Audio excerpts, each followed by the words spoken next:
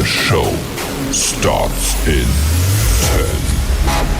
9, 8, 7, 6, 5, 4, 3, 2, 1, go.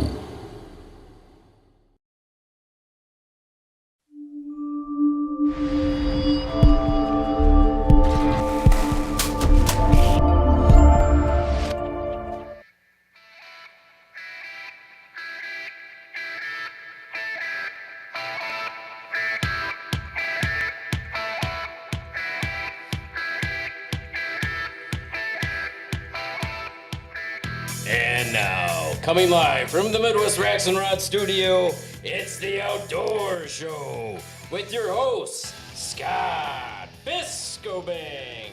You already know who I am, so no introduction is needed. With special in-studio guests. Who do we got sitting over here? Oh, we got, that's right, Nathan DeMaster and Tim Kill. That's right. That's right. Welcome back, everybody, to another episode. Welcome back. We are back. We are back. Welcome back to another episode of the Midwest Racks and Rods Outdoor Show. Words is hard already, folks. Hopefully, we got good sound here today. We don't have any flies or. We got no flies. Well, if words are hard already, let's get this out of the way then. Sounds good. Tonight's episode is brought to you by Tagged and Bagged. They specialize in pre-taxidermy packaging for waterfowl. Their mission is to provide hunters with the highest quality packaging products to ensure preservation of a hunter's prized trophy. Tagged and Bagged products are made with the best materials and are designed to withstand the toughest hunting conditions. Taggedandbagged.net. Come on now, give me some help here, folks. Get on it. Get on it.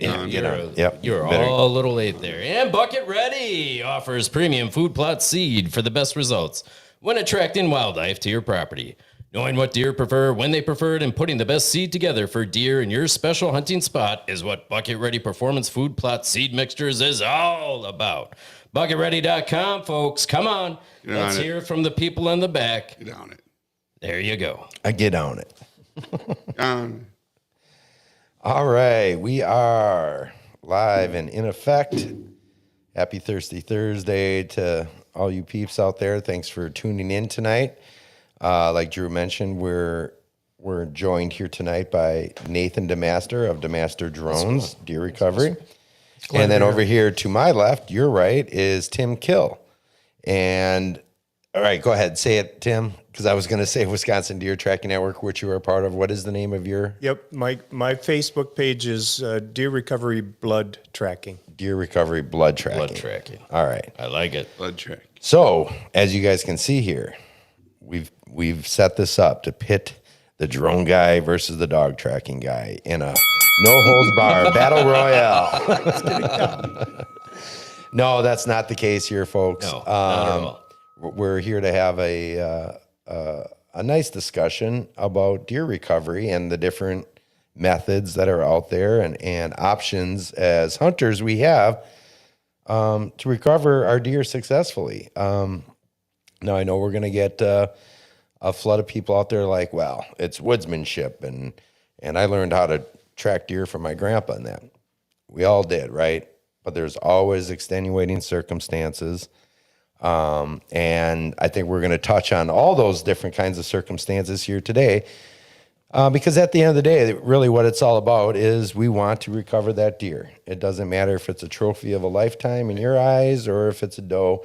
It's our duty as sportsmen and hunters to recover that animal. Yeah. You know, we don't want wounded animals out there. We don't want, wanted waste and stuff. You know, we don't want these. We want to put our tag on the animal that we release an arrow or pull the trigger on. So that's where these kinds of guys here come in. So Nathan, I was kind of introduced to you through Elijah Keller, who's been a longtime friend of the show and that founding member of Midwest Racks and Rods Outdoors. First time caller, though. And he's like, yeah. He's like, I know this guy. He's like involved with softball and that with my kids and stuff. He'd be a really good guy to have on your show. I'm like, I'd absolutely love to do that. And then you and I got a chance to connect for a little bit. At the expo. At the Open Season Expo at the Kalahari Resort. So that was nice. You were very busy. You were answering a lot of questions and stuff. But got to talk to a lot of people there. It was a lot of fun. Yeah, it always is. That's a really great expo. So we had said, let's do something. Then you had reached out to me a couple months back. I said, let's table it just till we get a little bit closer to the season when it's really on people's minds. It's summer scouting and all those things, but now we're almost in the middle of August here. We're about a month away here in Wisconsin, month and a half away in some of the other states like Illinois, here in the upper Midwest. So loving those cooler mornings. Yes. Sure. Oh, I mean, doesn't it trigger something? Absolutely does. Man, the other day, I'm out on the deck and drinking coffee. My wife's like, "What are you so smiley about there, Smiley McGee?" And I'm like, "Do you feel that?" She's like, "It's chilly out here." I'm like, "I know." I'm like, and I know we're gonna have some hot days. We're gonna have some miserably hot days yet, and the mosquitoes are gonna be terrible. But there was something about that it just starts to get those wheels turning, even more so than they typically are. And we all know as hunters, those wheels are always turning. Sure. But if you get it up into that next gear, they're greased now. Yeah. Absolutely, grease those gears. So I want to kind of start out. So Tim, you're into the dog side of deer recovery. Yeah, I've been tracking with my dogs for this will be my 8th year. Yeah, and I was an avid big game hunter for decades. I've hunted in Western states. I've hunted in several other countries as well, and big game and fowl and so forth. And I've lost deer. I have failed to find deer. Anybody that's hunted for any period of time they haven't already, they're bound to. Yes. And it's the deer that you don't find that haunt you. Those are the ones that you can remember 40 years later still.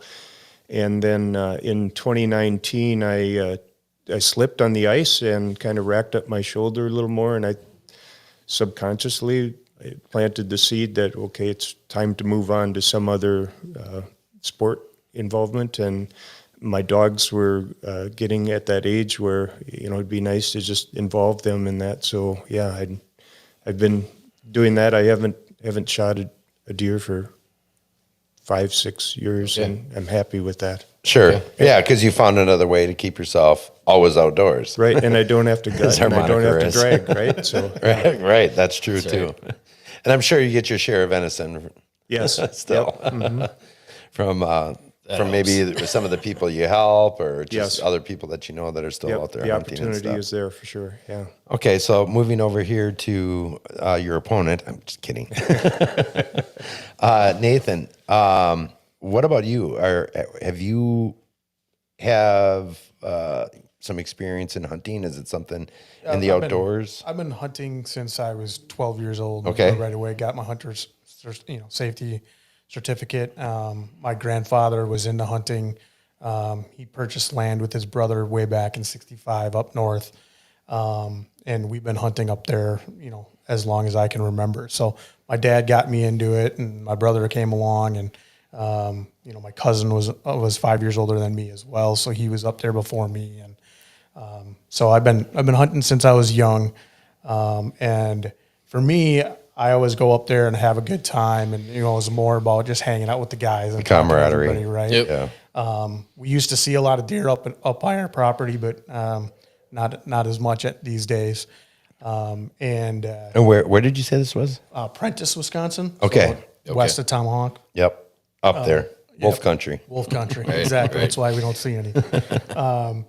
But I had about 6 years ago, I had a really nice buck that I shot, and I ended up shot it in the evening, went out the next morning to go recover it, and it started snowing, and I was, looking around. I finally found some blood, and I couldn't keep up with the snow, on the track, and I ended up losing that deer, and it was a really nice big 8-pointer that I was excited about. So that was one of the things I was like, man, I wish I had another way to recover deer, in this scenario. And at that point, I really didn't know too much even about the dog tracking. And then about 4 years ago, I shot another nice buck, but it was just a bad shot, gut shot. And I knew to, right away back out, you got to give him plenty of time. Right. Minimum 6 hours at least. Right. So He might correct me. I backed out and tried to, occupy my time and helping a buddy roof his house and, go back out and look. And that time I did call around to a bunch of dog guys and I had to leave the next day and then try to come back. Because at that time I was actually flying drones and I had a drone flight the next day on Monday in Kenosha that I had to be at the airport to fly the drone. And it was the only clear day the whole week. So it wasn't call my boss and be like, hey, I'm going to push this flight back. I had to do it I had to do it on Monday. I didn't have a choice. So, and I tried to get some guys to come up and help me. Couldn't. But back at that point, 4 years ago, to try to get a thermal camera on a drone, right? I was already doing some drone work for the engineering firm I worked for. And I wanted to mesh the two passions I had, doing the drones and doing the hunting. Absolutely. But the cost for the thermal camera was so expensive back then. You're talking like a $30,000 drone and another $15,000 for a thermal camera. There wasn't any way I was going to be able to do it myself. Yeah. Wasn't even going to present it to my wife to try to, ask her, can I spend this kind of money? Right. So it was just one of those where, 4 years ago, I was like, man, if only I could afford to buy a drone that had a camera, right? Or if the drone thermal cameras were cheaper, right? That this would work. So you had already at this point then had background with flying drones, right? And where did that start from? Like exactly, like you said, you had to do something at an airport in Kenosha, Wisconsin. I worked for an architecture engineering firm. Okay, and I had gone to a conference and they were presenting how they could use a drone to map a building and then pull that into the design software. And I'm like, well, shoot, this is awesome. Like if I don't have to sit there and model the whole building up, and I could just fly it and make a map of the building using photogrammetry, it saved me a lot of time and our company time. So I presented it to our company. They had engineering grants that they did, innovation grants, and they gave me one of the innovation grants, and I was able to move that forward and go through the process. And this was back in 2013, 2014. So this was before the Part 107 came out. So I got our company a 333 exemption back then, which allowed us to fly drones in the national airspace through the FAA. So I got that going. That's like a whole separate thing too. I mean, you have to. Is there training or just testing or licensing? Back then it was proving that you could fly a drone in the national airspace and how you're going to do it safely. Back then you had to have a manned pilot's license, and I'm not a manned pilot. So I actually had to train one of the other engineers that had his pilot's license to say, hey, here's a drone, here's how we can fly it. Okay. Right. And then I could just go along as his visual observer, and he was the pilot in command. Okay. So then he flew, and and I was just there guiding it, but I was really the one to get the information you needed. To get the information that we needed and we were looking for. So then a couple of years later, they came out with the Part 107, and then I went in. The second day it was available to go take the test. Okay. I went in and got my certification in the Part 107. So I was like the sixth person in Dane County to go in and do it. So what does that process look like in terms of everything that you need to do before you can legally put this drone in the air? Right. So for flying the drone, to legally fly in the national airspace and to be able to commercially fly where you're making money from the drone and what you're doing. Which is, so like if you recreationally, right? It's a different. Recreational and commercial is separate, different. So makes sense. If you're doing it recreational, there is now that they've it used to be you could just fly and you didn't have to worry about it. You could kind of do whatever you wanted as long as you're under 400 feet. Is that what it is? So 400 feet is the ceiling that we're allowed to fly at. Okay. Right. So you used to be able just to go and fly anywhere. They're restricting more and more where they want you, even recreationally now, they want you to go take a test and say that you understand how you're flying in the airspace.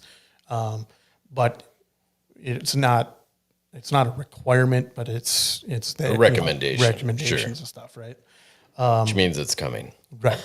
Commercially, we have to. So you have to have a Part 107 certificate, which basically is the equivalent of going to ground school to be a manned pilot. So you understand airspace and you understand weather and what's going to, affects.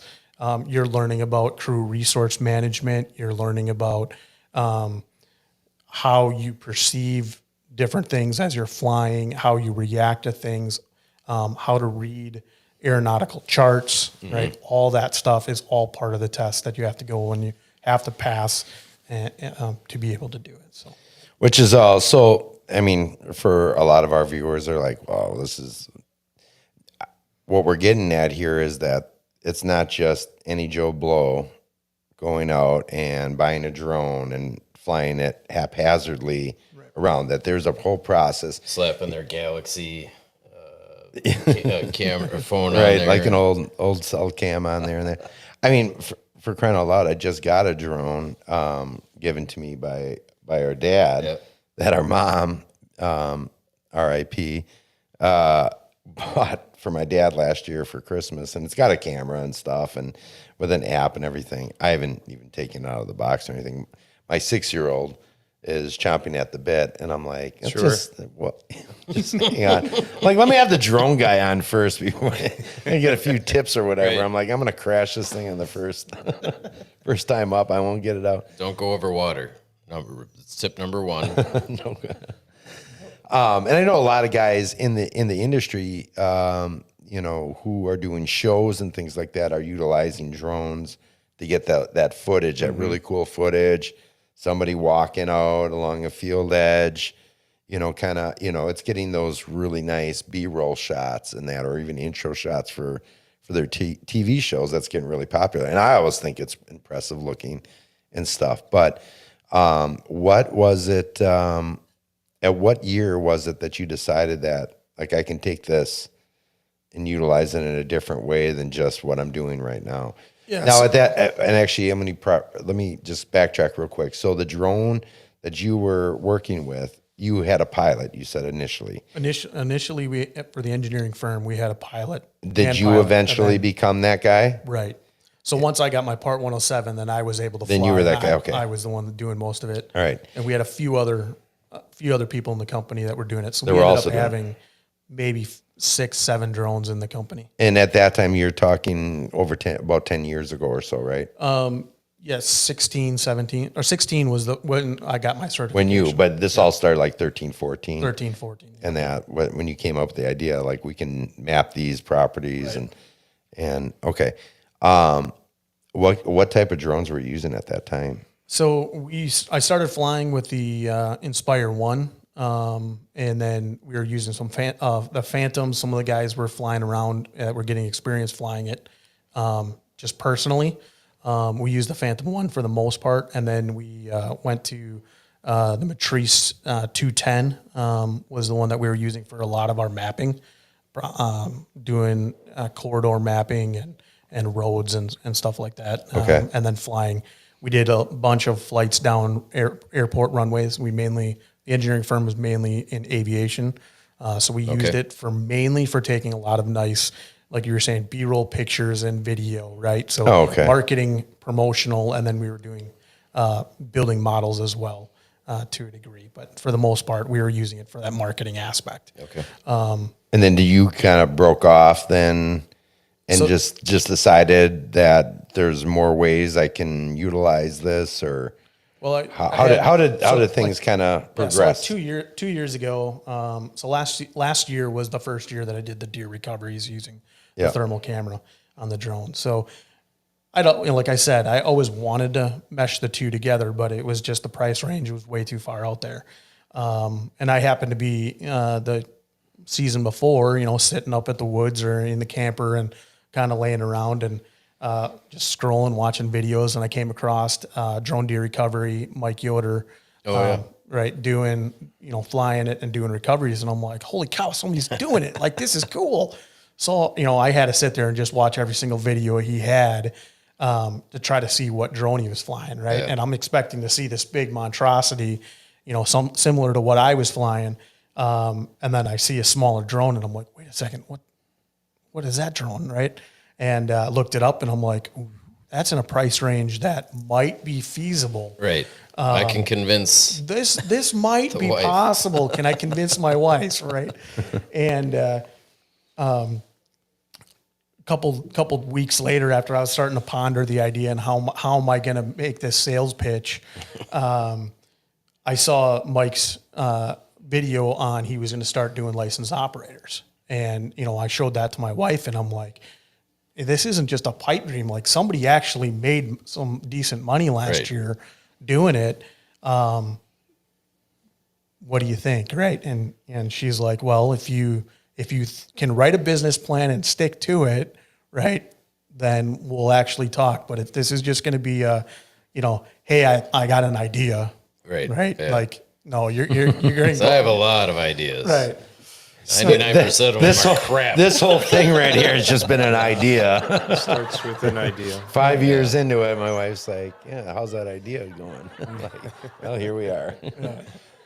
So I, my wife and I talked about it and said, what the heck, let's do it, and so I signed up last year with Mike Yoder at the beginning of the season, and I went down to Ohio and did some training with him, learning the thermal aspect side of it, right? I already had the flight experience and knew how to fly the drone and everything else, but understanding the thermals and what you're looking for and that I didn't know. So I went down there, talked with him, and got some good ideas and good instruction, and then came back up here and then integrated, bought the drone and started flying as much as I could. And I ended up having over 100 hours of just thermal experience with my drone last year. Okay. So I put in the work to make sure I understood, what deer should look like, at different altitudes and heights and everything else. And make sure that, when it came to the season, that I was able to provide a decent service, a good actual service to people instead of just being out there guessing, right? And trying to figure it out. And I definitely want to get in. We're going to get into the tracking part and stuff. But outside of that, do you also provide any other services with your drone in that, like as far as mapping properties and things like that? Yeah, so I do provide property mapping. So we'll go out there, we'll fly the whole property, and basically you set up a grid over the whole property that you're going to fly, and the camera, the software takes increments of pictures, sets it all up, and then we take that into our software, and then it stitches all that together, and then gives you a really nice ortho mosaic image of your property in high resolution. That's pretty cool. And then on top of that, we can walk. Most people right now, are using HuntStand, Onyx, different apps. If you already have your whole property mapped out and you say, Nate, here's my stand locations, here's my trails, right? I can take all that information, pull it down, add it into the software, and then I can overlay those together. So now you can see a high resolution image of your property with having your trails, your stands, your food plots, everything else. And then we can go and we can print that as a nice, huge image for you. You can have it just digitally.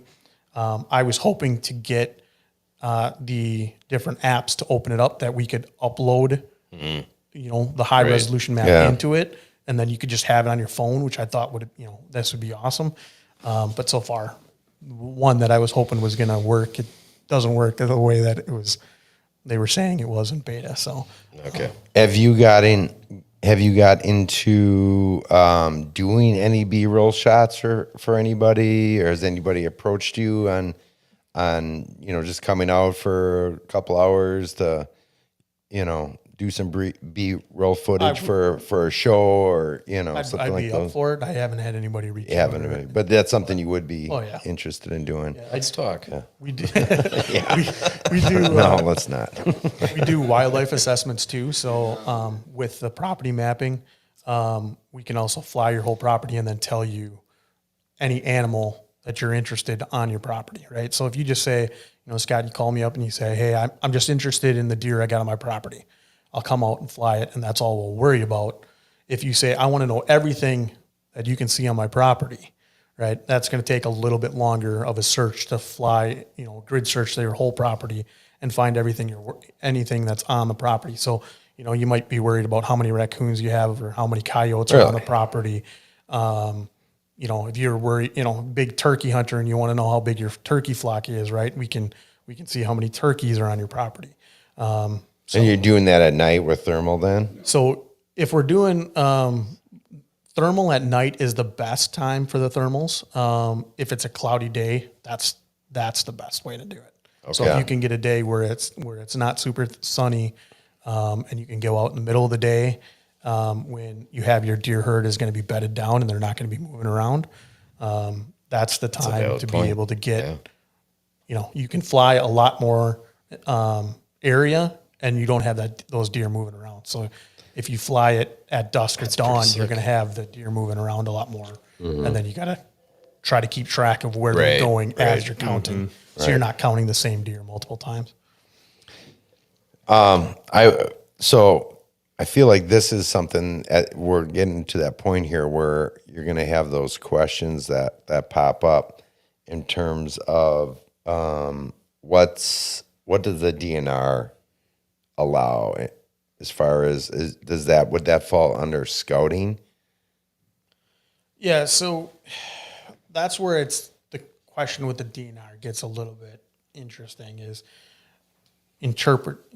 trying to figure out where the gray area lies. Right, it seems like there's a lot of gray area. It's huge gray area, and it's not extremely black and white. And depending on what warden you even talk to, one could say no and one could say yes.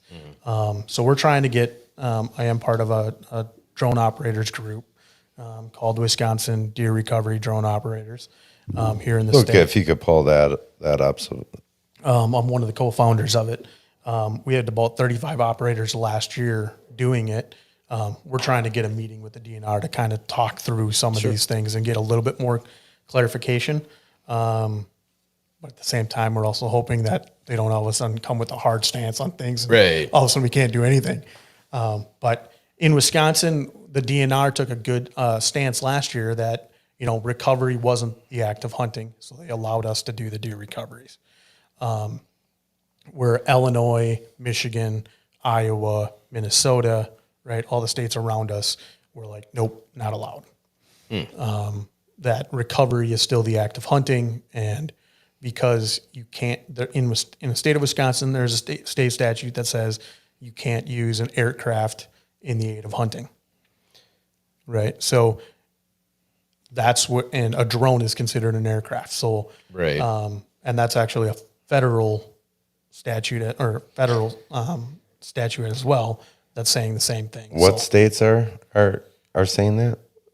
Michigan, Minnesota, Illinois, and Iowa right around us. So everything around us. Right, everything around us. Yeah. So do you think it's a matter of... Luke, you can go back. ...of that the technology has advanced beyond the written law, right? So that this isn't something that's been reviewed because it is rather new and legislators aren't necessarily thinking about these kinds of things. And, I think what you're doing with the group is ultimately a good idea, right? To be able to lobby and have them have a better understanding of the benefits to it, and that, yeah, maybe by the written law right now, at the aid of aircraft and hunting, but that's not the case, right? We're trying to retrieve that deer in an ethical way. Tim, do you have any thoughts in terms, I'm sure like being a part of a network and that of dog trackers and that, I would imagine that this conversation has come up before in terms of, the legal aspects and, Yeah. and what is, what's an ethical response to deer recovery versus it's a fine line because Yeah. now you're scouting and So when deer tracking with dogs expanded across the states, there was reluctance on the part of legislature or the varying departments involved because they were unsure how this would be controlled, and if it got out of hand too quick, too fast, it would be pandemonium. People chasing deer with dogs and so forth, and they have their own impression. They're in legislature, so that they are the ones that decide what gets signed and what doesn't get signed. So it's its own challenge, and so they're going to caution frequently on the side of safety or caution with itself. And there are some eastern states where it still is highly regulated, but tracking dogs are allowed, but you have to log it. You have to contact the game warden before you take a track. You have to report back. If you find that you are on top of or tracking a deer that is alive through indications from the dog or what the track is telling you, you can no longer pursue it. So you have to call that. So you can't hunt with the dog.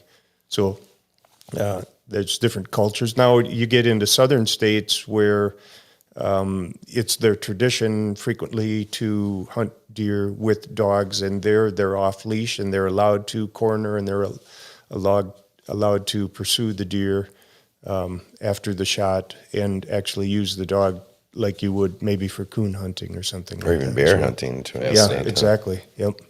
But That's completely different characteristics from the dog, expectations and Yeah. requirements from the dog. Sure.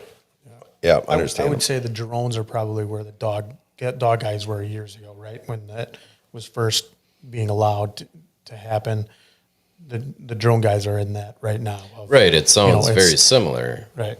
That there was a lot of trepidation Yeah. originally with the lawmakers and whatnot with tracking with dogs, and now you guys are facing the same issues. It comes down to as long as people aren't out there abusing it, right? I think As is it'll always keep the case. moving forward and be a little bit more accepted. But if you start having people abuse it, Right.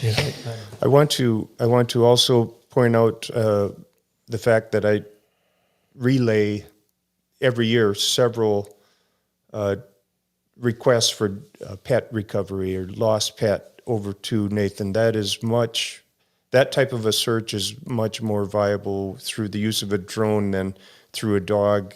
Speaking for myself, I don't want my dog to develop habits of taking non-target tracks. So if we're tracking a deer, I want their focus on that individual deer and not to decide, hey, here's a coyote, let's track that for a little while instead. So I know it's not a big part of your business, but I know also that to the participant and to the client, it's a big deal if you can help them recover a lost pet. Yeah, we have. I've done it a few times. There's one guy in our network who's extremely passionate about pet recovery. So he's a retired gentleman and he's out all the time. I mean, I talked to him in our last meeting, and he was like, I don't even know I want to do deer recoveries this year. I'd rather just keep focusing people on find their the pets. sure. It's pretty great. It's good, but it's difficult when you can't find that animal. It's harder, right, than going out and looking for somebody's buck they shot. You just keep going back day after day, and You end up taking it personally. yeah. Yeah. So that gets harder, and I had to Time. going out in snowstorms to help try to find someone's dog, and kept looking and trying to figure out what can we do and how can we make this work. The problem that I see with pet recovery is, and even with deer recovery, you're not getting that call until late. So with an injured deer, they're at least going to go and bed down somewhere or slow down, where you have somebody's dog could be 2 miles away at, all the time. But in no time. Yeah.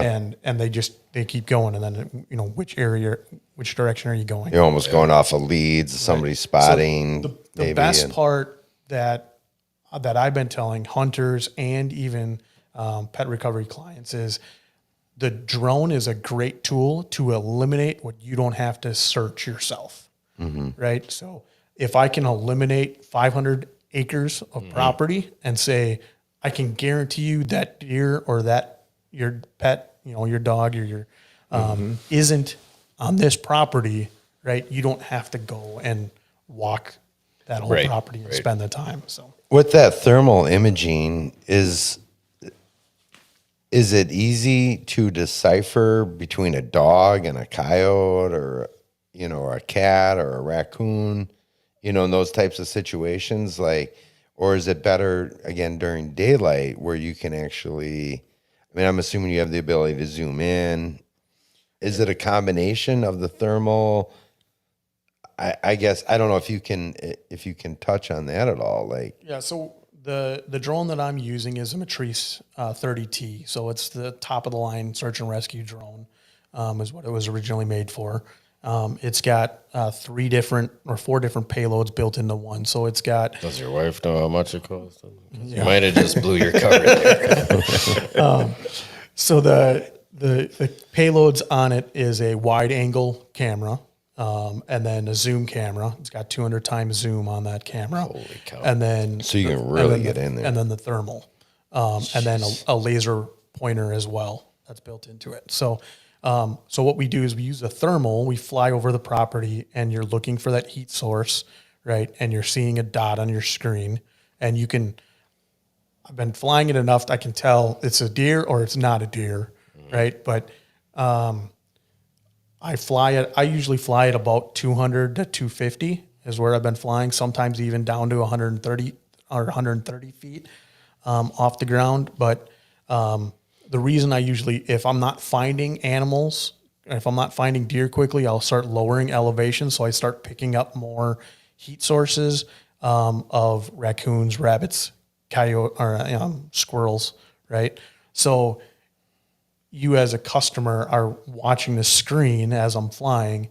And if I come out and fly your whole property at 400 feet and I don't see any deer on your property and you never see a target, right? And you'd be like, well, what did I just pay this guy to come out on my property and look, right? But if I'm flying at a lower elevation and I'm seeing targets that, there's a rabbit, right? There's a squirrel, right? If I can show you those targets and what they are on the screen, and then I can show you, hey, this is what a deer looks like, right? Now you're like, okay, I can trust the technology that if it was there, we would have seen it, right? So what we do is we fly around, we look for that thermal signature, and then we switch over to the zoom camera, and then we zoom in with that, and then identify what that target is. So in the thermal, you can't really tell, for the most part, you can't tell what it is unless it's a dead deer laying on its side. You can see the whole profile, the legs, everything, right, laying out, pretty easily. Yeah, that's a dead deer. Well, you had mentioned earlier that you had like over 100 hours on the thermal and practice, right? Or just in terms of practice and into the season. So what did you do? You tell like your kid, like, hey, go run out in the woods, go put yourself into a ball. I know it's midnight, but that's fine. And I'm going to pick up your heat signature. So I know about what size I'm looking for, but you're actually saying that it's very specific that you can zoom in and see exactly what it is. My father-in-law was joking with me a bunch about when I bought it that, hey, come up to my land and find me in the woods, right? I'm gonna go hide from That's you. what I would do. But I live in Poinette, and we live right on the edge of town. So there's a bunch of fields right behind our house, and we got a good amount of deer that even will walk through our backyard. So I would just take off from back my front yard or backyard and go fly out in the field and send Elijah out there. See how many see how many maybe deer Levi. See how many deer are in the field and in the little chunk of woods around. So did that for practice and took it up north on my property and flew around up there, because different terrain is, and vegetation looks different through the thermals, and trying to figure that all out. So flying up north there, I have a lot more pines and stuff up there. So. And I was just going to say with tree cover and stuff, how much does that affect? The canopy can affect what you can see, right? So I might be able to find a heat source, but then I might not have a chance to be able to tell. Zoom in and see. Right. Yeah. So there was a few clients that I had last year where they came out and it was thick pines, and we spent 10 minutes trying to figure out one signature. And finally we got just the right view to be able to see that it was a doe. And we're like, okay. On we go. Right. In those scenarios, we just mark the targets, and then, I know there's something there, and you can go find out what it is. Right. Walk in and look. Yeah. So How about early season standing corn fields? Did they pose a challenge for a drone? That's a good question. Good question. Yeah. cornfields are really great to search in because you get above them and you're looking straight down into them. So you can see everything in a cornfield. It's super easy. It's the pines and the cedars that are the difficult thing to see. Sure. And even early season oaks, where it's really dense thick cover canopy, seeing through that is difficult. So before like mid-October or so, when they start, the deciduous start dropping their leaves, then it opens up some opportunities for you to. Yep. So Sure. early season is difficult. I mean, depending on, the scenario, if it's a swamp, cornfield, stuff like that, drone still makes sense. But you're talking thick woods, early season, drone is not your solution. Sure. Right. That's where, this season I'll be sending people your way and being like, a dog is going to be a much better scenario at this point. But if it gets out into if you've checked all the woods and now you're looking out into a swamp area, right, that we can go and cover. And in other words, there's enough room in the sandbox, right, to play together and be able to work together, right, because we all have the same goal in the end, and that's recovering that animal. Yeah, I guess, Tim, that was one of the, I guess, kind of where I wanted you to go a little bit. Was there trepidation in that community of dog trackers and that, as far as the drones? I mean, I would imagine there had to have been some, because some of these, a lot of, and I'm going off of just talking with some of them, and that it's not necessarily their full-time job or anything, but they do spend and are very passionate about the training of the dogs, the time spent, and that there's a lot of work. There's not enough credit in a lot of cases given to the dog trackers. So what was, when this first, again, it's fairly new. Yes. Let's just go back 2 years. What was the overall feeling in that network of people that So I would say that there was a great deal of discussion and reluctance to put too much faith in it and how reliable it would be. So time would tell on that. And the tracking dog teams do put in an immense amount of preparation before they even start tracking with their dog. Yeah, the and training. then when we are doing it, the dogs get better with every track they do. So it takes hundreds and hundreds of tracks for a dog to get really good. And so you've got these upstart industry competing with your target goals there. Sure.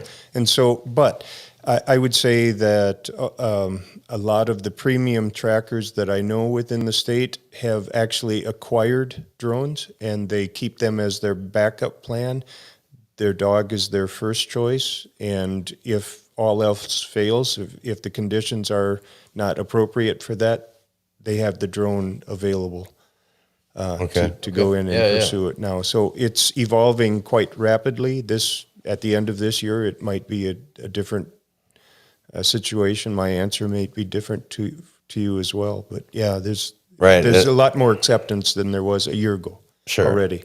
Yeah, maybe 2 years ago. Was it a thing of ethics at all, or was it simply this is kind of encroaching on our territory? Yeah, I would imagine a little bit of both. Yeah, there was some element of both. I would say the primary was the encroachment, but naturally you're going to look at what crossbows, the discussion of crossbows, whether that became legal, and then it got to electronic telescopic sights, and there's all of these factors that technology changes hunting, and is it still hunting, and so on and so forth. Right. Now I understand that drone is recovery. I don't consider it hunting, but it all kind of falls into that discussion of when are we, in the case of drones, when are we just playing video games in real life here? Right. Or a live scope while you're fishing. Yeah, sure. Yeah, you're right. Exactly. You look at fishing, you look at live scope. Technology keeps advancing, and there's always going to be that reluctance that you're talking about, and how do we integrate it without stepping over that line? Yep. Integrate it and also regulate it. It's the same thing with live scope and that. Like when things get a little bit, when it's too one-sided for the fisherman or for the hunter, and that now is it fair chase?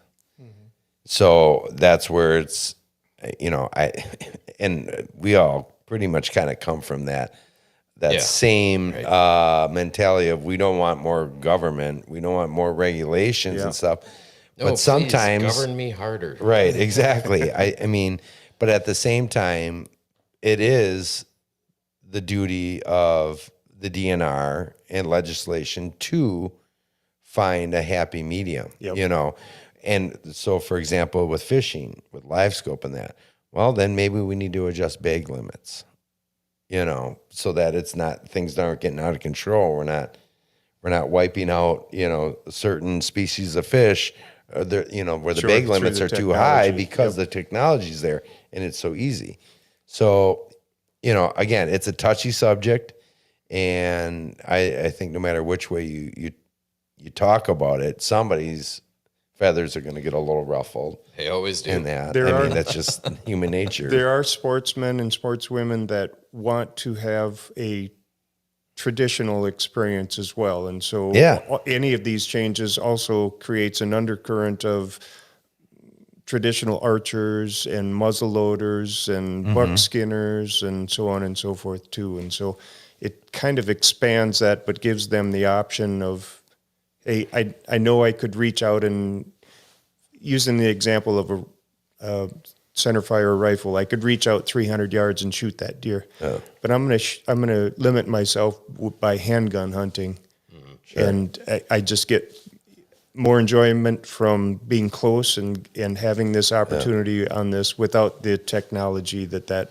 offers. Right. I think there's something to be said when technology gets to a certain point, that there is almost a resurgence or a rebirth of traditional types of things that will, you get subgroups that want to go back to even more primitive ways of things than maybe even the way they started. Yep. They want things to be a little bit harder. Longbow. Exactly. Traditional bows, longbows. Arrows. There's a percentage of people wanting to get away from trail cameras and that. There's certain states where now, especially cell cams, and that aren't allowed anymore. I think it's a tightrope act that we play with technology and keeping things fair chase for the game that we're hunting, or the fish that we're trying to catch. So that's a great spot. We're going to go ahead and hit our intermission here real quick with a couple of advertisements here from our friends and partners over at Buckstick and Stealth Outdoors. So stick with us, guys, because we're just really going to now get into the meat and potatoes of what this conversation is all about, and we would love to field your questions. So stick with us, guys. We'll be back in 5 minutes. Or 2 and 2.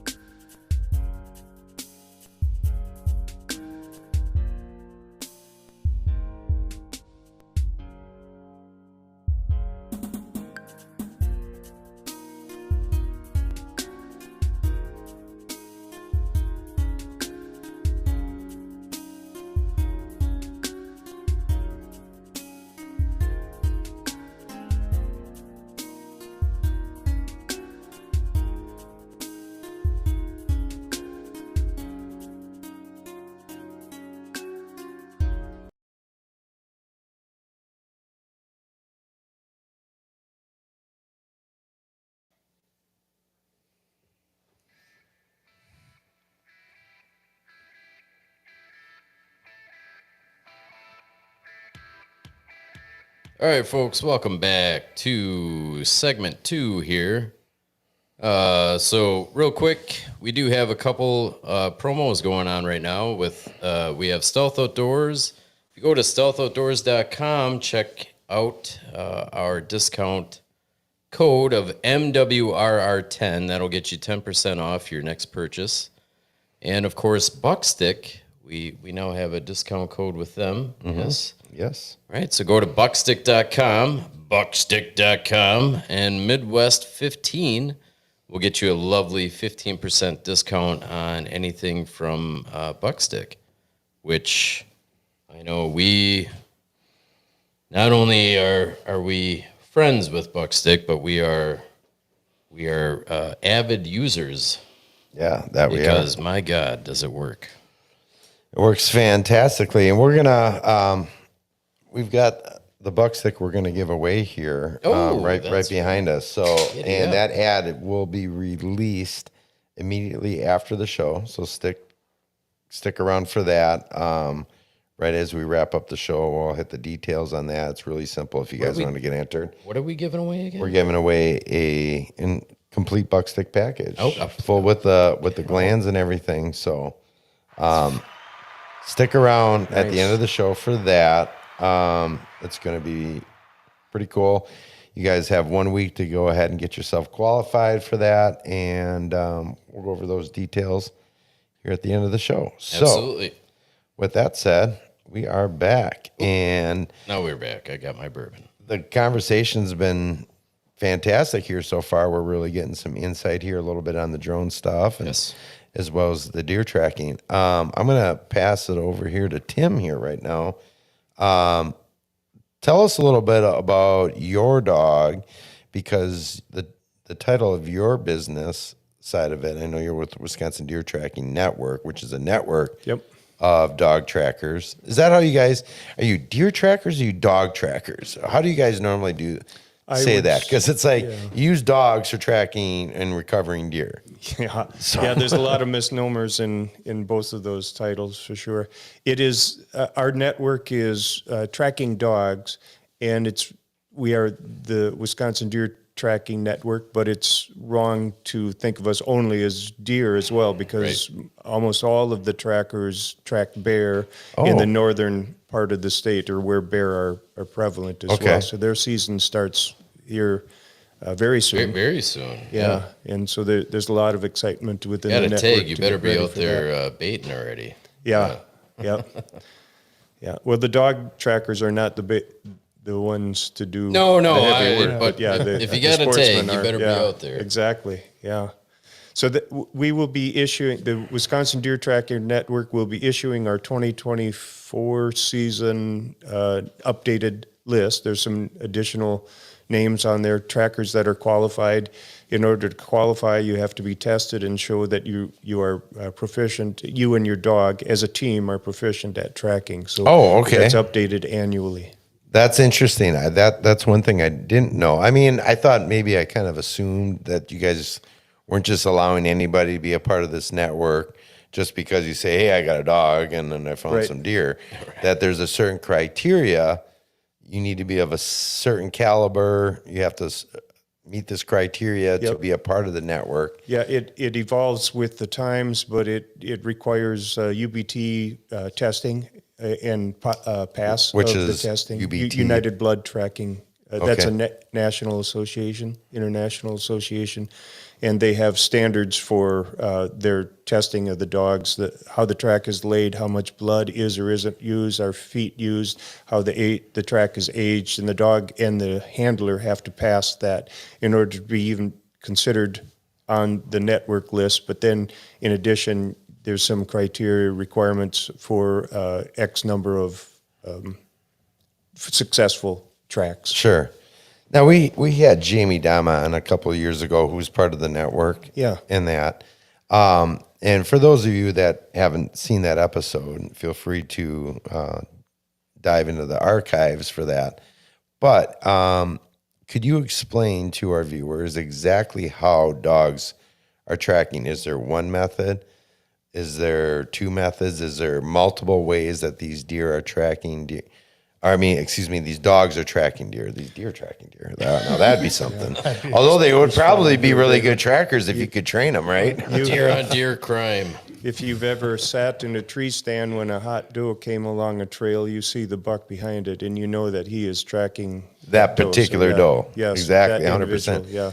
I think, if I'm not mistaken, didn't the DEA or ATF or FBI at some point try to use white-tailed deer as like a drug sniffing animal or something like that, because they're on another level from dogs.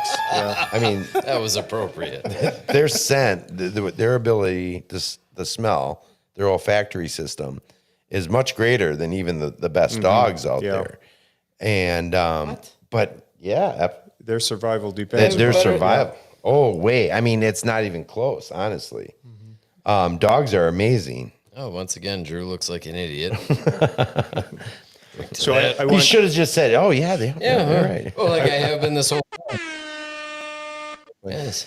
I want to qualify a comment that you made regarding Jamie. Jamie's a highly qualified tracker. Yes. He is in a different Wisconsin tracking network. There are multiple Okay. networks within the state. And Okay. both of them have highly qualified trackers. Sure. But their standards and criteria Are, and the way they they run named the things. same though? Like it's confusing. Yeah, Wisconsin Trackers or something like that. So they're very similar. It's Yes, Fleet confusing. easy to Farm and confuse Farm it. and Fleet, Yep. I think. Yeah. Yeah, right. Exactly. Close. Yep, very close. All right. So if you could, explain what dogs are actually looking for. I mean, are there specific dogs for tracking blood? Are there dogs that are trained to look for that interdigital, or is it both?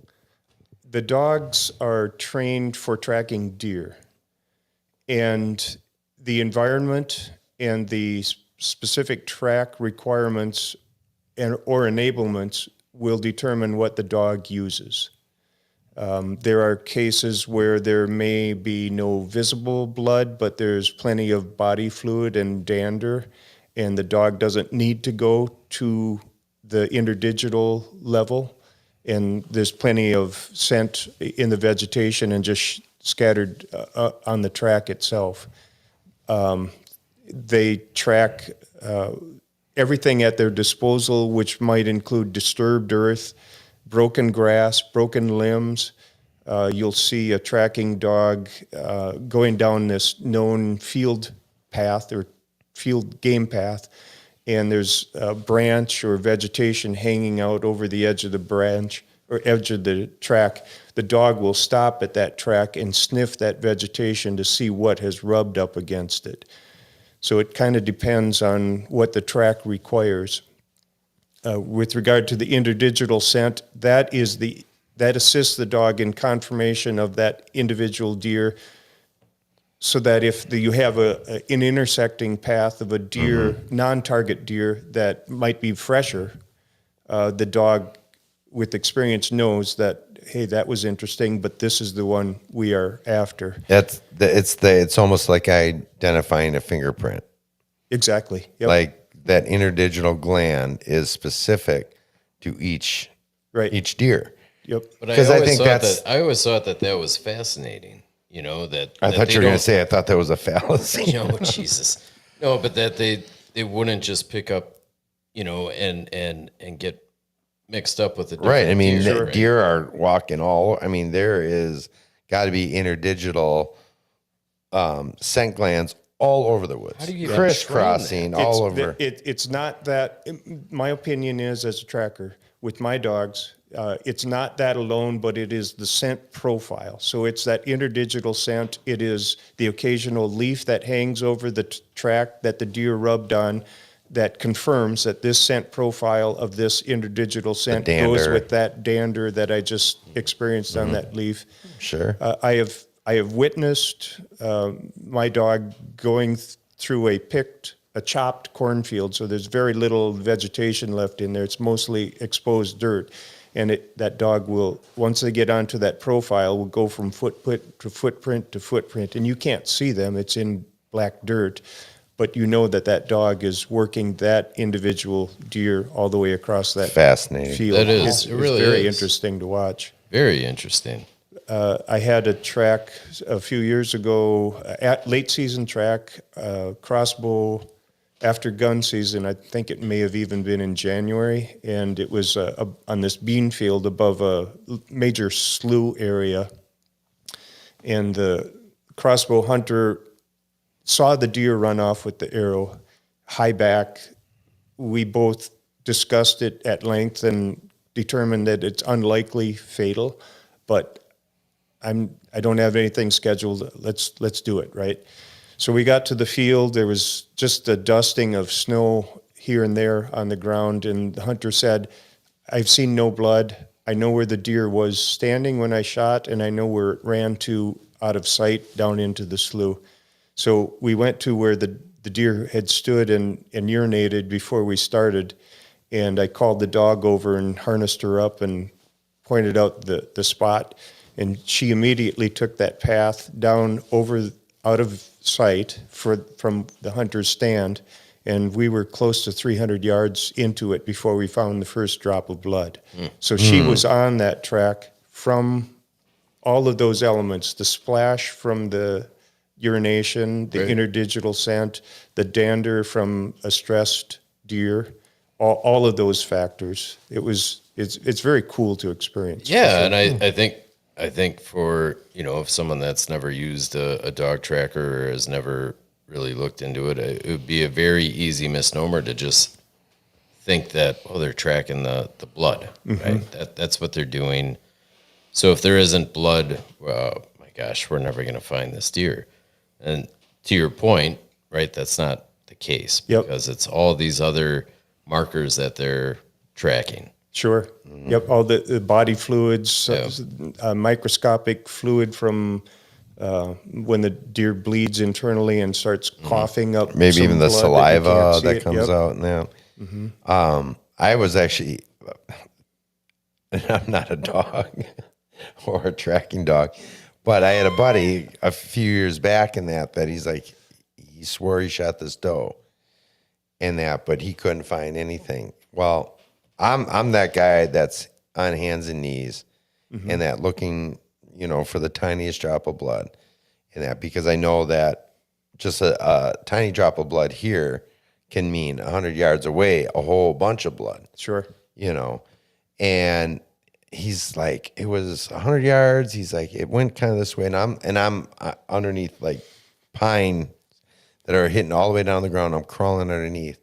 And I found, cud that it had coughed up. Sure. No blood in it or whatever. I'm like, she went right through here. And he goes, how do you know that? I'm like, because this is fresh cud. She was chewing on this grass and as she ran through, she spit this out right here. I guarantee if we go this way, we're going to find, and then we found blood and then we found more. Sure. But I've always prided myself very much on my ability to track deer. Now, with that said, I've done that stuff and I've amazed myself and then come to a point where I'm like, well, UFO flew over the top and took that deer away because now I have no Maybe clue. it climbed this tree. Right. I've literally looked up in the trees already. Like, I don't know where this deer is hiding anymore. Like, it should be dead right here. All indications. I'm following tracks. I'm following blood and I think with technology advancements, in addition to the UFOs, you have to include the drones because they're big enough now to haul those deer away. They could be. Is that what Creating you're their own doing? market. No, Nathan. I'm not doing that. Luke, we got a question. Yeah, Hunter Frank's got a three-parter, if you guys are ready. Yeah, let's hear it. All right, Hunter Frank says, is there a large difference in price for either service, and what is the difference in availability? Also, are there more dogs or drone operators currently available? That is a three-parter.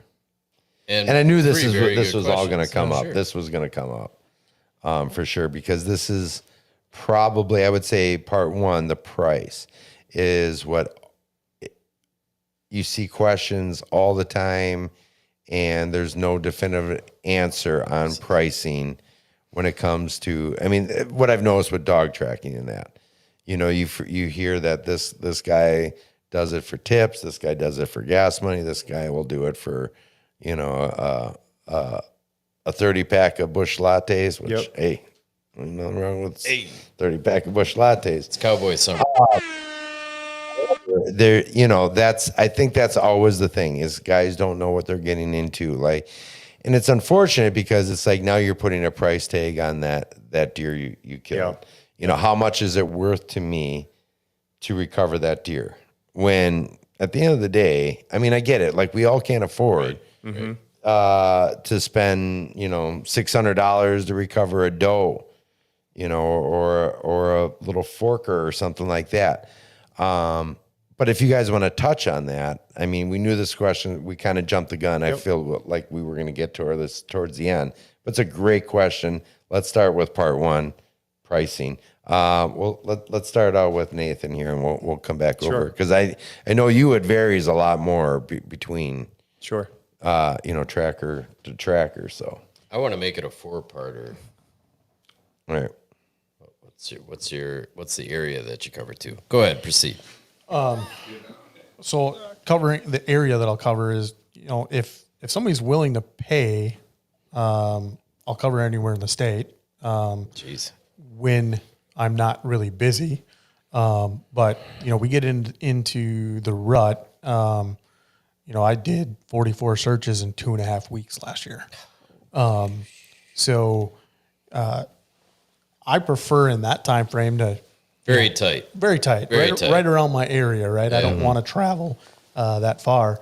So Can't see. last year, I was just charging a flat rate of $350 to come out and do the search, and that counted 2 hours on site, and then 60 miles round trip.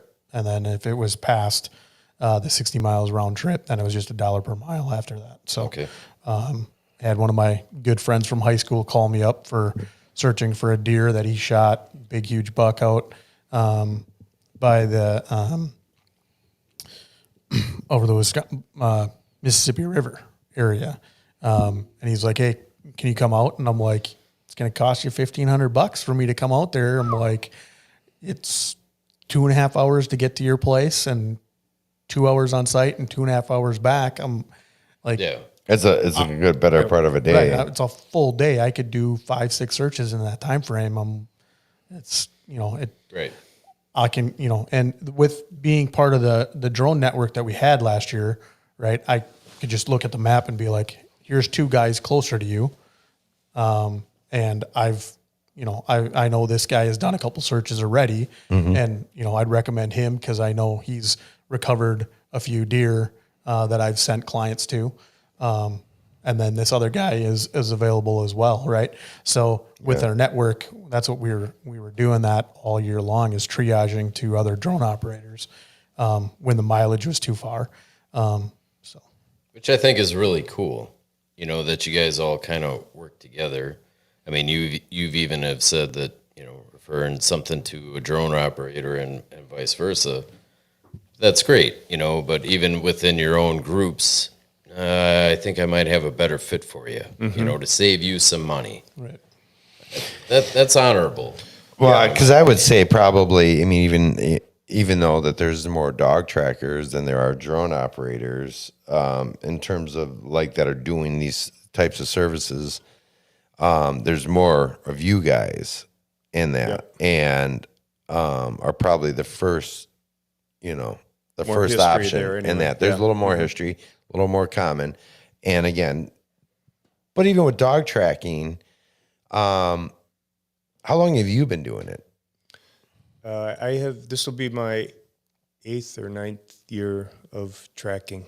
Okay. And I retired in 21, and, you know, that allows me more time to focus on it. So I'm at triple digit tracks a year.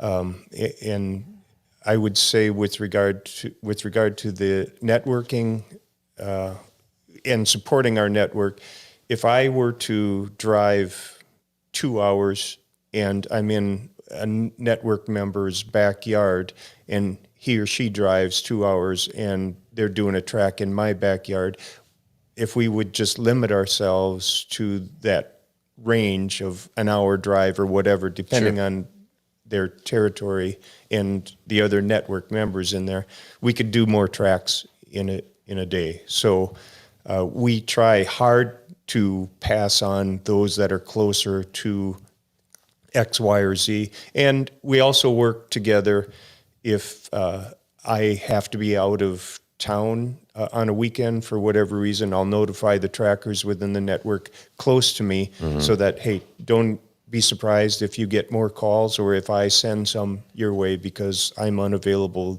these 3 days of this You're month. you're So- offline for this, Right. Yep. for personal stuff. Okay. So- I'm going to get back into the price with you Yeah. because I think it varies greatly there. Yes. Just to, Go ahead. Yeah. saying, on the price, in our network, like that's my set price, right? Sure. It's the network doesn't set a price for Right. anybody, every Right.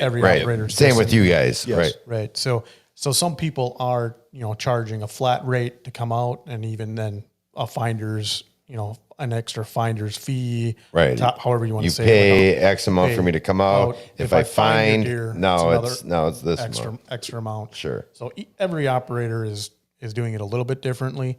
But that much the same with you guys. Yeah. That makes sense, though. Now, obviously, this is a situation here too where I feel like the more drone operators you can get that can be a part of this network, it's not really about stepping on toes as far as you guys go, because there's probably, what is your network looking like in terms of numbers to cover the state? we had 35 last year, I think, that we're operating. I'm guessing we're going to be probably 50 plus this year. Okay.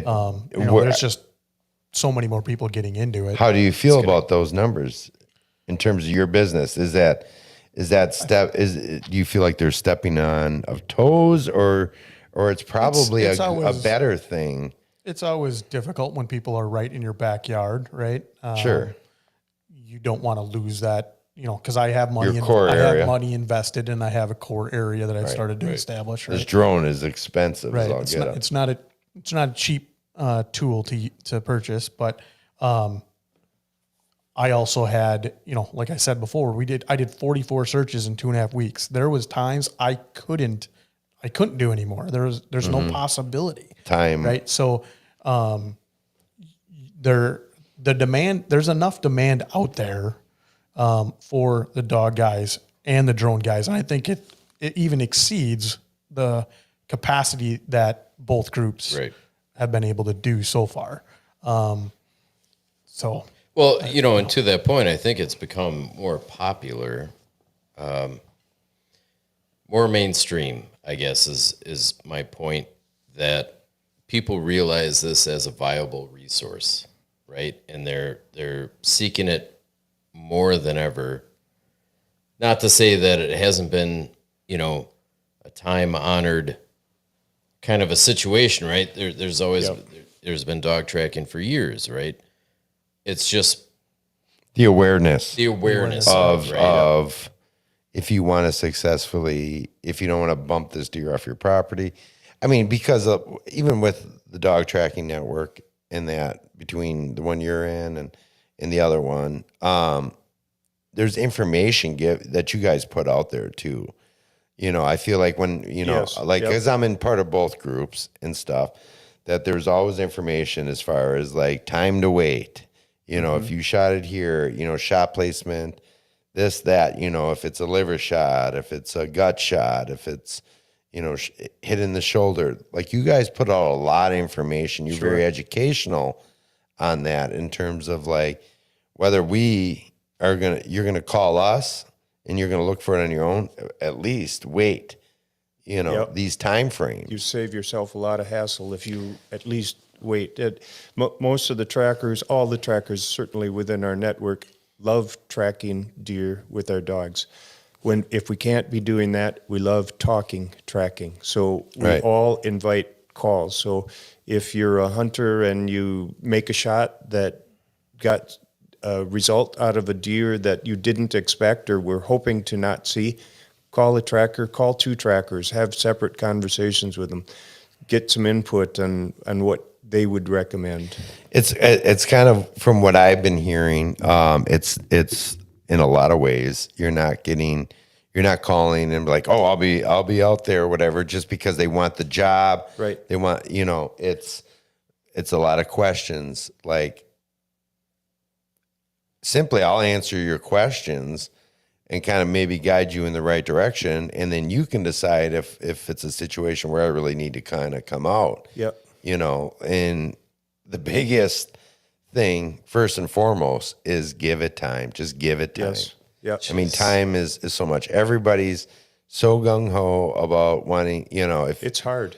it is, it is, hard. it is. Shooting the deer It's is easy. excruciating. It's excruciatingly hard. If you didn't see that deer fall down within the eyesight or hear it go down, it's hard. It just is. It's simply hard. So if, let's say, most of our tracks are archery, by far the majority. And so if they go properly, if they go smoothly, the deer is walking along, having a great day, and it hears this sound they've never heard before, and they feel something, they don't know what it was, they run off, and they run as fast as they can, maybe 200 yards.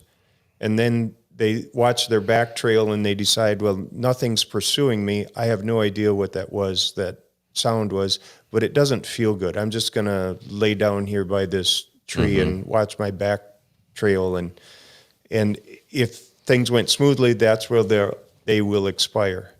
But if the hunter doesn't have the patience or cannot wait, and they start tracking it a half hour later before that deer expires, that deer now is bumped out of the bed. That deer knows what's caused its pain, and it knows that it's being pursued, and that's a much, much harder deer to track. Right. So if that hunter would have contacted a tracker and they had the discussion on it and give it overnight, there's no reason it's going to be just as dead in the morning, and it'll be a lot easier. You'll sleep better knowing that you have a plan, as opposed to bumping that deer and then you have in the much middle of the longer night, track to in the dark, right?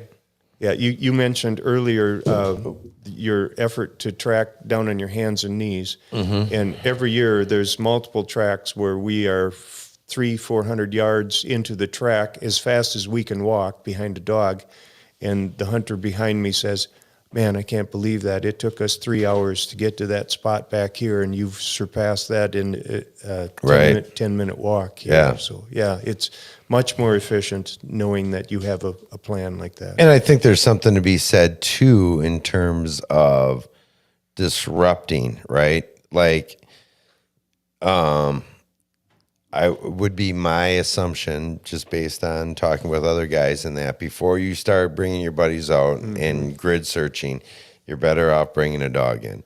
Once you start doing that grid searching, you're making it a lot more difficult for that dog, because you're kicking leaves, you're kicking dirt, you're really mucking things up. Yes, is what my understanding is. That is it correct? Absolutely. I would recommend considering dogs before you do a grid search. If a dog is not available, if everybody's overbooked, and drones get busy at the same time as well, if nobody's available within your window of need, go out and grid search to your heart's desire then, because you've exhausted your alternatives. Well, and I think that Hunter Frank had one of his questions there in his 3-part question was, are there more dogs or drone operators available currently?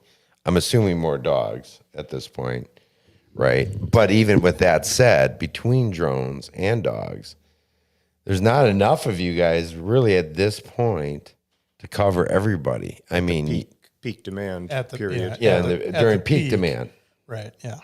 And that doesn't mean you shouldn't call, or try to find somebody. And it's just that, I mean, Call early. Call. My recommendation to hunters is, if you see something in the deer's reaction that you didn't expect or don't want to, call. If you go beyond that and you start tracking, the first moment that you have that feather of doubt in your mind that this deer may not be just over the hill, call. And if you don't call by the second moment of doubt, you might be too late during the peak busy period. We're booked. Sure. I'm booked oftentimes before dark the night before for the following day, and so I can't fit in another. How many can you take in a day? I mean, like what do you? Does it kind of vary, or I mean, I'm sure there are a lot of variables to that. On average, I have an hour drive there. A tracking is anywhere from 10 minutes to 3 hours, and then another hour drive to the next track. So my average is probably 3 tracks a day in my part of the state for my travel. The most I have ever done is 6 tracks in one day. If you have 3 days like that in a row, it's hard. It's very hard on the dog. Right. The dog needs down. The drone just needs some batteries, some battery charging. And the operator to be awake. Operator needs. True that, I guess. True that. Get on it. get the quick trip. I'm gonna go back here real quick to Hunter Frank's question here. Luke, could you pull that up real quick onto the screen there? Because he did have this 3-parter here. He wanted to know the difference in price for either service. That was his first question, and you kind of touched on it on your end. In that's your pricing, and that obviously probably varies from other. It's not. I'm competitive with our network, right? So I'm not on the high end. I'm not on the low end. You're just kind of right there. Right Okay. Now, it's the big question all the time with dog tracking. Sure. And like I said, we mentioned some guys will do it for tips. Depends upon where they're at in their career, if they're training a dog, things like that. What would you say? Like if you could come up, it's probably a really difficult question to answer, but where would you say like maybe the average medium is? Like where? Yeah, it's a fair question for sure. I would, 2 years ago, I would say plan on spending at least $100 for a trip, dog track.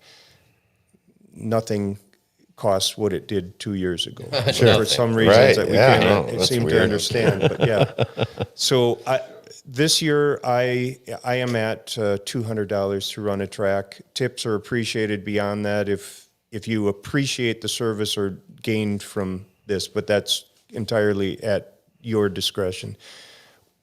But having said that, I'm reluctant to charge for Grandpa's last hunt or some youth hunt or brand new property owner's first deer. I don't want people to not call a tracking dog because it's only a doe. Mm-hmm. To me, it makes no difference if this is the biggest deer of my tracking history or the smallest fawn. And certainly it doesn't matter to the dog. The dog is into it no matter what. Yep. And so I don't want people to be reluctant to call simply because of the cost. At least talk to a tracker, talk to a couple of trackers. If we are available, I'd much rather be tracking for free than sitting at home changing oil in my lawnmower for next year, right? Right. So the other thing I can't overlook also is that you mentioned over toward the Mississippi, there's some very significant counties over there that have record deer, and that's a different sportsman and sportswoman hunting those areas. So they're talking more like buffalo and Trempealeau. Exactly right. They're more comfortable paying a fee that is more compliant with the trophies that they're pursuing as well. So there's a lot of variety in there. I don't know of any tracker that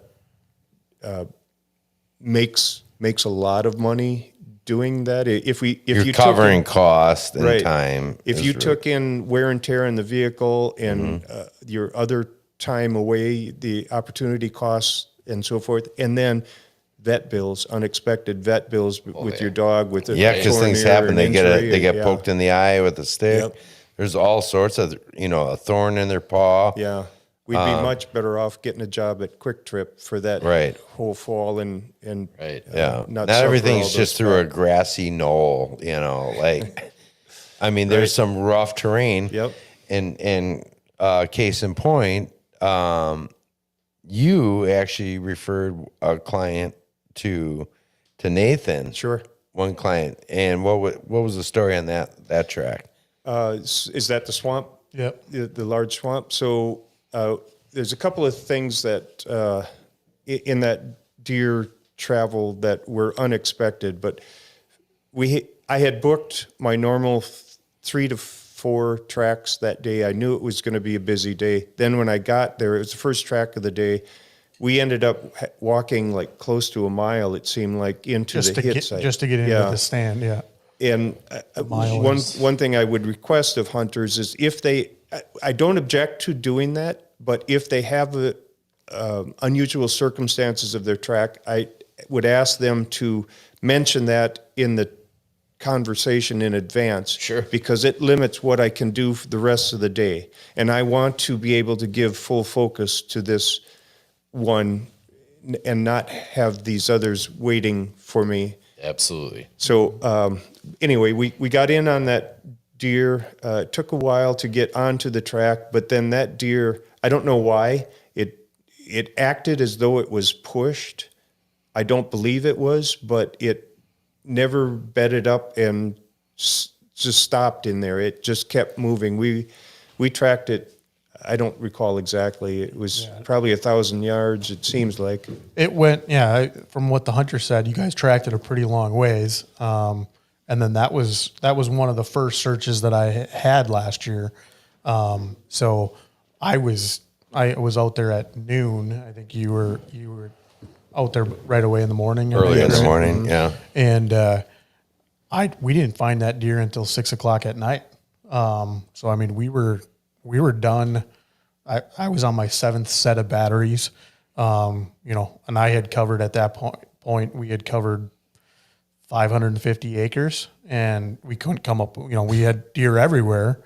And couldn't come up with the deer. And last set of batteries, I'm like, I'm sorry, it's getting close to dark. Right. Like, let's just, I don't know where else to search. I'm like, let's just look one more time behind your stand. And we flew back behind the stand and I saw a stream back there and I'm like, is that water? And is that, and he was like, oh yeah, there's a stream running back there. I'm like, okay, deer usually go towards water. Yep. We need to at least fly a good section of this, and I turned to the right and started flying south and went along and didn't see anything. And I just happened to stop and I panned to the right and right there he was. He was only 50 yards off of the stream. Oh my God. And he was maybe 450 yards from the stand, Jeez. so it was just like what in the, and we had covered that area really close, pretty good. And I went back in the video trying to figure out like, how did I possibly miss this? Mm-hmm. And he was just off screen two different times. He was just off screen that we just hadn't moved far enough to the east, to get to where that stream was to be able to see him. So This was to that, I guess I'm just curious as to when do you guys call it, right? When do you feel like you've expended every resource available? Like when are you done? Is the dog giving you an indication? Oftentimes the dog will tell me. She's an experienced dog and she has a good feel for that. So I rely on her input there. What kind of dog, by the way? I'm sorry. Mine is a versatile breed. It's called a poodle pointer. Okay. It's a wire hair breed. If you know German wire hairs or Drahthaars, it was actually one of the foundation breeds to create the Draht, which created the German wire hair. Okay. So it's an older breed than that, but it's a wire hair breed. Gotcha. Same question. It's just looking at the map and trying to figure out where the heck could this deer have gone, and then the limitations of how far I can fly that drone. I can usually get about 1.5 miles if I have good line of sight that I can see. I have to maintain visual line of sight with that drone at all times. Is what the requirement is, right? Okay. So if I can't see it, I shouldn't be flying farther. Which makes sense. So, and that's part of the 107 rules is you have to have visual line of sight. Which has to be difficult in of itself. Right. So depending on where we can set up, right? If I go farther to the west, right, you get into driftless and now you have hills and valleys, right? If I can set up on top of a hill, I can see for miles in every direction, right? And I can keep that visual line of sight as long as I can still see the drone and see the spotlight or the blinking light, beacon light on it. Is it pretty bright on that? I mean, So if to show you don't have a drone that's this big. No, it's about like 20 this. inches by about 20 inches and about 10 inches high. Yeah, it's a big drone. It's a pretty big drone. Do you have, I mean, we're talking about 1.5 miles, right? Do you have the limitations on Optics? not optics, but property lines? So No, I wouldn't think so. So the rules are, if you can take off from the property, nobody technically owns the airspace above your property. Right. That also doesn't mean that you aren't going to have some landowner who's pissed. We're taking a pop Is going to shot. start shooting at the drone. So I tell all my I ask the question to all my clients, do you know your neighbors? Have you told your neighbors you're hiring me? Right. And made them aware, right? The benefit with the drone is I'm not trouncing through their property. So some landowners are more willing, right, to say, okay, fine, you're using a drone. And then if you find it on the property, then they can go, go in and get it. Yeah, going in recovery is a completely different story. Like you can find it, you can show them video evidence that the deer is dead on their property. It doesn't mean that they have to let you Right. or let the hunter recover that. Right. And I had a hunter who the landowner came over and started yelling at us, right? Oh. And they had a beef, right? And I didn't know it walking into it. Oh, sure. And the landowner was like, you had a horrible shot. We saw the deer running, with the arrow stuck in its hind quarter. And I'm like, it's not the case. I have video proof. He's on your property right now and he's gut shot and he's bleeding. And he's gonna, if we just leave him, he'll be dead tomorrow. It's definitely a fatal wound. He'll be dead tomorrow. Can we go and get that deer?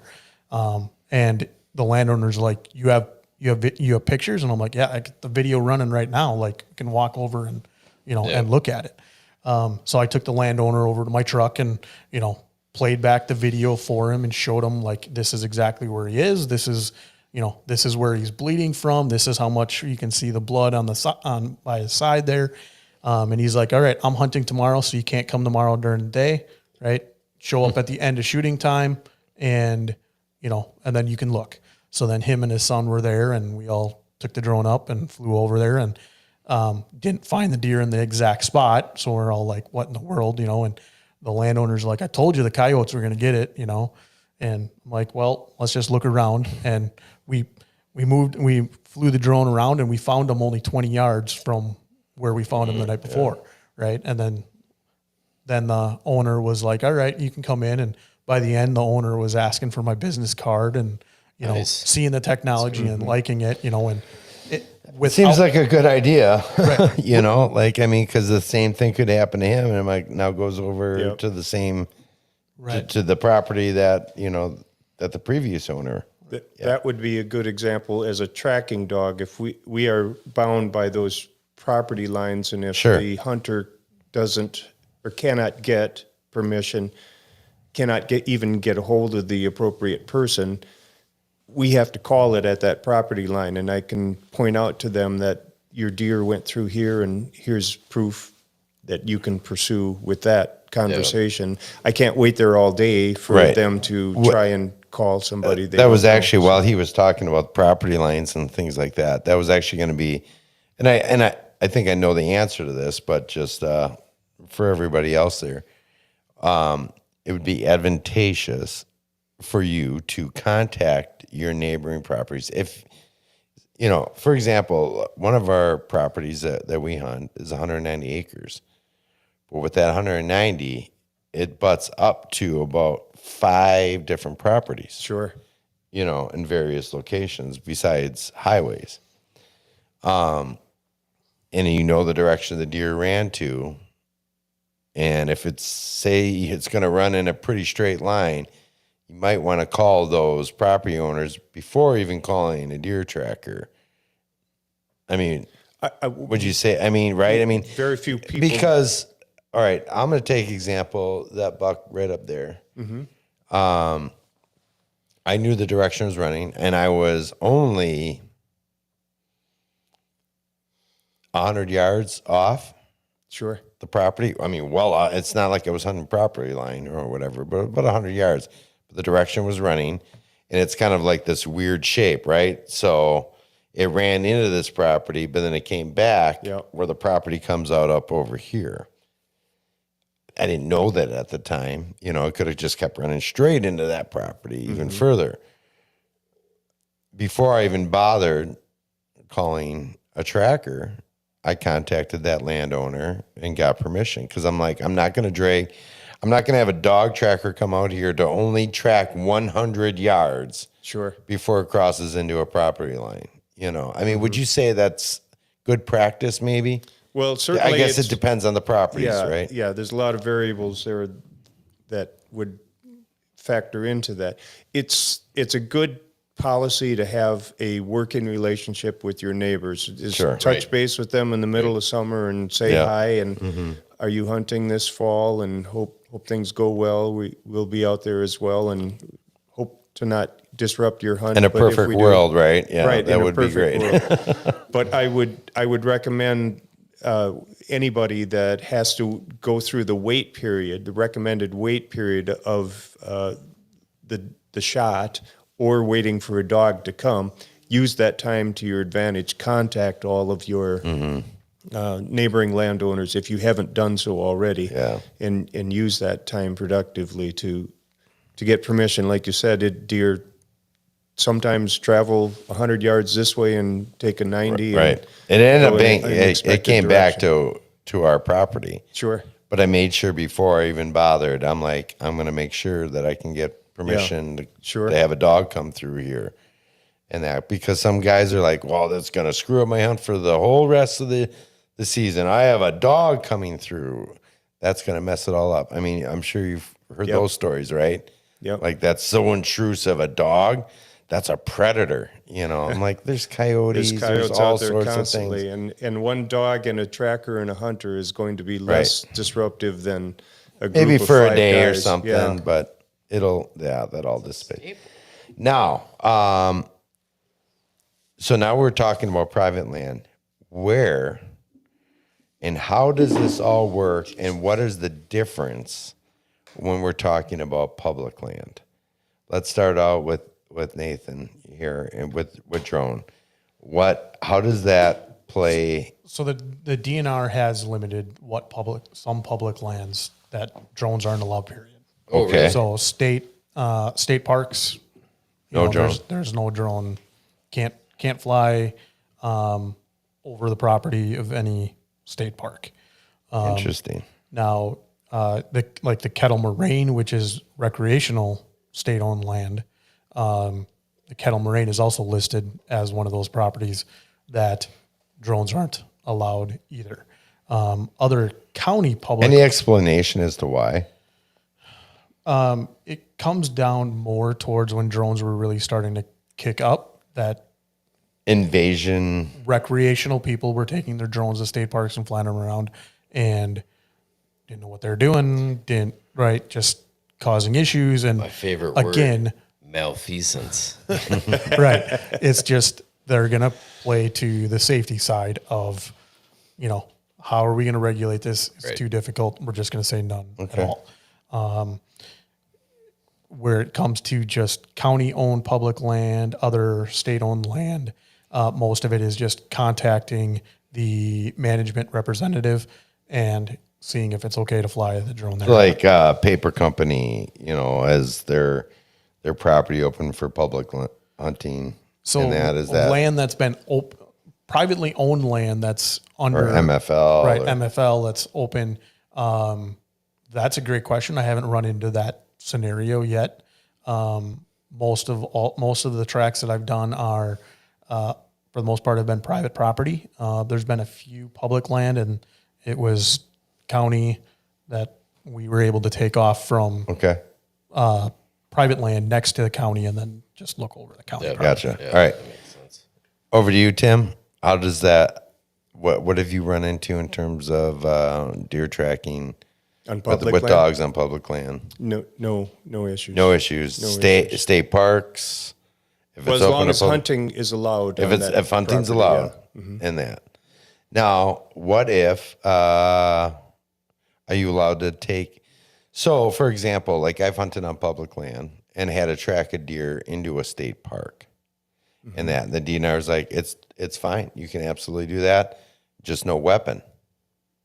Would they allow a dog for you to track a dog into it? If that dog, I don't know the regulation, but my position on that, to pursue that idea would be that if dogs are allowed on that property on leash, then you could track it because you're just walking a dog in Right. the woods under Sure. that scenario. So Wisconsin requires, most Midwest states, maybe all, that have tracking require that the dog be on a lead constantly. So you're walking a dog. You're not walking a pack of dogs. Most of them are very quiet, actually. Yeah. There They a are, few right. That exceptions. they're not, it's not like they're chasing bear, Right. like they're not Right, barking like crazy. Yeah, they're very just on point, nose to the ground, sure. and that. Absolutely. So, all right. So go ahead. I want to touch on one scenario that I have referred tracks over to Nathan or the drone people. Every year for the last several years, we've had a stretch of premium hunting period when it has been hot, dry, and windy. Those are conditions that evaporate the scent. They evaporate moisture, which ultimately, for scent to occur, you have to have some level of moisture. Right. Which is contradictory to what most hunters would think. Like if it rains or Yeah. ground's dewy, that now it messed things up. It's actually just the opposite, that the Right. dogs work better when there's that moisture I there. absolutely would prefer to track in rain than a warm, dry, windy day. Sure. And so if things are very busy, we try to schedule those either at night or first thing in the morning when there's some level of moisture in the air. But if it's busy and we've got 4 or 5 tracks scheduled in the day, it may be a challenge to get to those last tracks in the day before it gets dry. Or if that deer happened to go over on the south side of the slope that had been exposed to warm, windy sunshine all Sure. day, the track suddenly evaporates. And those are perhaps in those situations more ideal for a drone search because the track is evaporated. Gotcha. In theory, one could wait till tomorrow morning when there's more moisture in the air. But Yeah. if it's 70 degrees all night, that deer, if it expired already, it's Right. not going to be salvageable. So, in that scenario, like, what is your, I guess, overall for how long can a dog be able to pick up that scent, right? I mean, that's that for when I was calling around to try to get a dog to help, like the guys that were telling me 24 hour, if it's after 24 hours, they weren't going to have luck. Now, I don't know if it was their type of dog or what, or just their experience level, but can you add to that? Like, what is that time frame? And then I can kind of say what drones. That's a fair question, and it's one that you cannot definitively answer because there's so many variables. It's temperature conditions, humidity conditions, sunlight, so on and so forth. There are those that believe the barometric pressure affects the track life as well. I will say that by far the majority of the tracks that I do are at least 12 hours old, and 12 to 24 hour period. The oldest track I successfully did